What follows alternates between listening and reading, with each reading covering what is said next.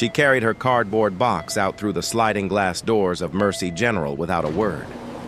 12 years of night shifts, 12 years of holding strangers' hands while monitors flatlined, 12 years of being the calmest person in the most violent rooms. And it ended with a signature on a termination form and the word insubordination checked in a small box.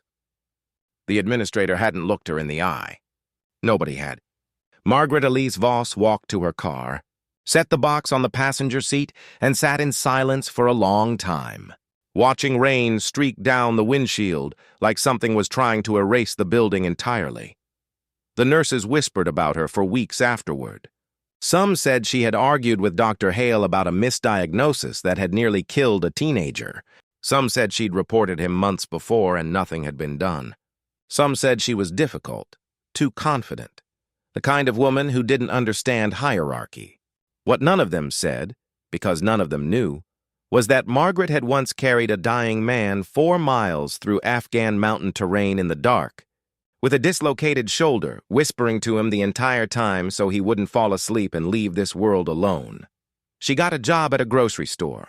She stocked shelves from midnight to 6 and came home to her small apartment and her old dog, Recon, who was missing half an ear and had been with her since she came back. She didn't talk about the army. She didn't talk much at all. The younger clerks thought she was cold. The manager thought she was reliable. She was, in fact, simply someone who had learned to carry weight without letting it show on her face. It was a Tuesday in November when the 2 men in dark coats appeared at the store. They moved the way she recognized immediately, measured, deliberate, scanning exits without appearing to. She was restocking cereal when she saw them clock her from across the aisle. She didn't run. She just finished placing the last box, straightened up, and said, "Whatever this is, let's do it outside." Their names were Callahan and Torres, and they were not police. They represented a task force that existed in the space between agencies, the kind of operation that didn't appear on official rosters. There was a situation, they said, a hostage scenario in a building outside the city. A medic had gone down. The primary target was a 12-year-old girl whose father had exposed a trafficking network. They had assets in place, but nobody who could stabilize a critical trauma patient in the field while the extraction moved. Someone had pulled her file. The real file, not the hospital's. They needed her. She looked at them for a long moment in the cold air of the parking lot. She thought about the termination form. She thought about the teenager whose life she'd saved only to be punished for it. She thought about the man she'd carried down a mountain. She thought about Recon waiting at home on his dog bed, dreaming whatever old dogs dream. Then she said, "I'll need my kit." What happened inside that building she would never discuss in full. There were 4 hours, a collapsed ceiling, a child with a shattered femur, and 2 men who thought darkness was protection enough. Margaret Voss moved through that darkness the way she'd moved through a dozen others, without fear but not without feeling. She talked to the girl while she worked, the same way she'd once talked a soldier back from the edge. She said, "I've got you. You're going to be okay. Just keep listening to my voice," and the girl did. She held on, and so did Margaret.